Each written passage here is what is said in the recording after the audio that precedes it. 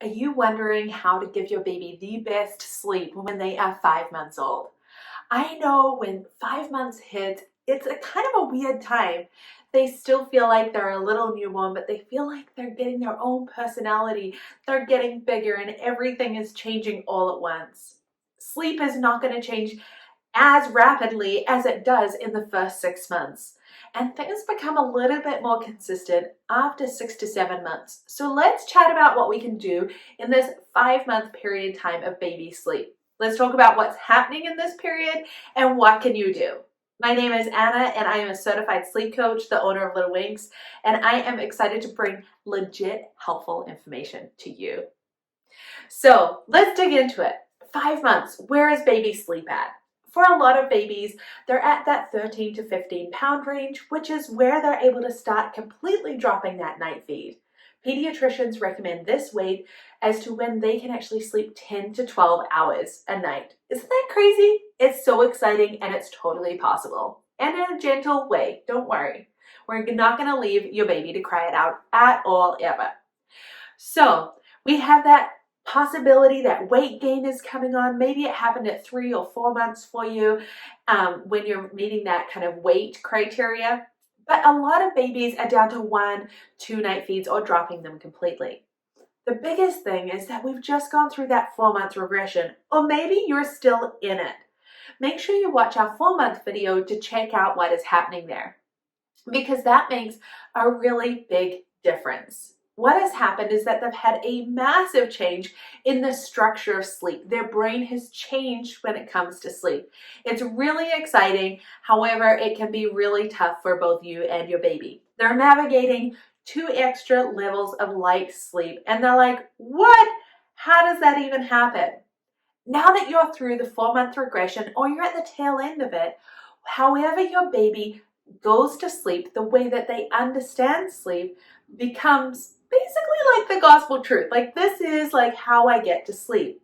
Whatever happens anytime they initiate sleep, and we're talking about, when I say anytime, we're talking about like the dominant amount, bedtime, most naps. We want to keep some naps on the go. We want to keep things where life is flexible. We're able to bounce back. We can have some carrying and like holding naps. We can have some stroller and car. However, night sleep, and I like to have nap 1 in the crib, makes a big difference. That is how they understand sleep. So their understanding of sleep is now consolidating. It takes about 4 to 6 weeks from them understanding how to fall asleep independently.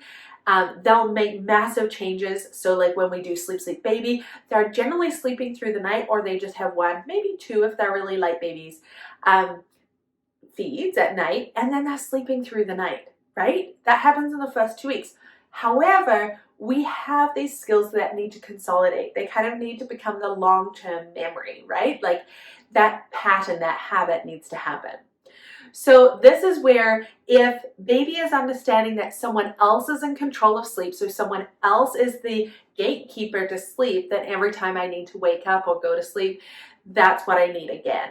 And so the intensity can increase, and this is why we get a lot of families around this age group, because the 4 month regression can get intense and it can last 4 to 6 weeks. And sometimes those habits last longer. It's not unusual for parents to need to do something to help support their baby to feel confident and safe in falling asleep from wide awake to fully asleep. But I want to focus on a different thing that is actually happening in this 5 month segment that really excites me. After a developmental leap, you'll often see a big stretch in awake time. Awake time is the period of time that your baby is able to handle from when they wake up to when they go to sleep. We always measure this from when they're in and out of the crib or the sleep space. Now, this awake time is representative of the buildup of adenosine in their brain. This is the chemical that is able to build up in their brain as they get more and more and more tired. When they're at that max capacity, if you think about it, like in the evening, if you're sitting on the couch, you can't think, then you're like, I don't know what I'm doing. Coordination goes out the window, memories like me, I don't know. That's how they feel when they're really tired. Now, when they reach that max capacity, then what happens is we get this burst of cortisol. Cortisol is our fight, flight, or freeze hormone. And so we always want to navigate where is your baby at their best version of themselves, and that is generally in their awake window. That tolerance for adenosine buildup, it increases with age, and it increases generally after developmentally. However, we have sleep pressure over here, we have the body clock over here. The body clock is our circadian rhythm, and often where like habits can really form when it comes to your baby and understanding like when I go to sleep. So bedtime, 7 o'clock, you do that repeatedly, body clock kind of goes in at 7. For some babies, and often it's around this 5-month point, they kind of get into the body clock rhythm of what their awake time is. And so it's really important at the 5-month point that we revisit how long your baby is awake, because this can really affect nap length and quality of sleep and ease of getting to sleep. At 5 months, they should be around about 2 hours and 15 minutes of awake time. And so by following that, in some babies it's going to be a little bit less, like 15 minutes less, and some 15 minutes more. Not every baby's the same. It's a good starting point.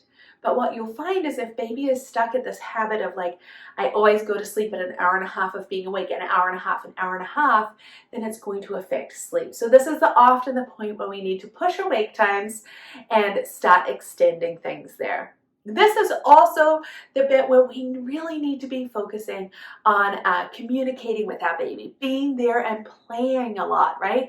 Forming that independence where they feel like safe and they're able to explore, trusting their bodies and being okay with that.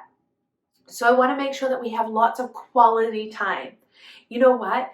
Attachment actually teaches that if we're able to connect with them uninterrupted for 10 minutes 3 times a day, then it's able to really reconnect. It helps them feel secure in that primary caregiver.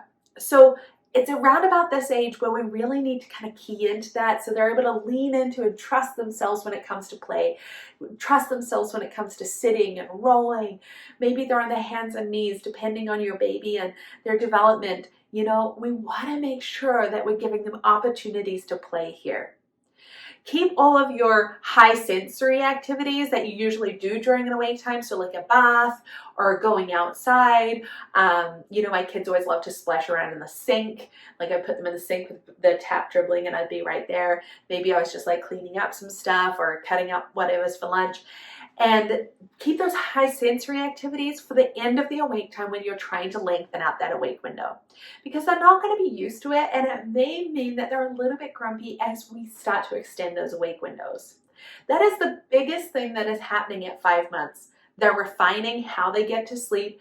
They're really understanding it, and this is really where it forms. Those naps are starting to come into place, but they're understanding that journey of sleep, and this is how they're going to this is their perception of sleep from then on, unless you change it later, right? So if your baby's 8 months and then you reteach them a way to sleep, then they're able to catch on super quick. I love 8-month-olds.